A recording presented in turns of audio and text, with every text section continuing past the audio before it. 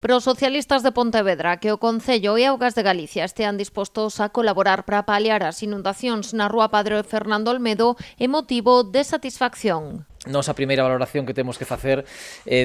de satisfacción, desde logo, non de satisfacción, porque por primeira vez, desde hai décadas, hai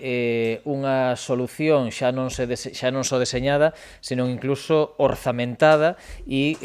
cunha vista, verdade, cunha perspectiva moi positiva de execución durante o próximo ano 2025 ou 2026 para poder poñer fin dunha vez por todas a esas inundacións. Unha satisfacción que lles chega tamén dende o punto de vista político. Puentes recordou que no 2022 a súa formación por aquel entón parte do goberno co BNG apostara por unha solución semellante á que se manexa na actualidade, a creación dunhas lagoas artificiais en Valdecorvos que asumiran o incremento de auga. Se podía facer con solucións baseadas na natureza, con solucións sostibles, que podíamos ser pioneiros en Galicia e casi no Estado en solucións deste tipo, a un coste relativamente asequible, e que isto podía ser ademais financiado por fondos europeos. Despois de que se intentase desacreditar ese proxecto, bueno, pois afortunadamente a día de hoxe a Xunta de Galicia, que non é precisamente do Partido Socialista, recoñece que este é o proxecto. Agora o PSOE non quere que se perda esta oportunidade, por iso levarán ao pleno do 23 de decembro unha moción para darlle pulo que contou co apoio do BNG e a abstención do PP.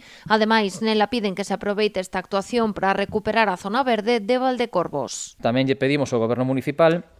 que, tal e como estaba contemplado nese proxecto do ano 2022, se aproveite esta creación de zonas de inundación natural no entorno do Parque de Valdecorvos para recuperar ambientalmente esta zona, para que a día de hoxe pouco máis que unha senda paralela ao rego de Valdecorvos no entorno da rúa Prado Novo se transforme nun gran parque central desta zona da cidade, do leste de Pontevedra. Segundo o anunciado, a intención é que a Xunta financie tanto a obra como a redacción do proxecto de execución.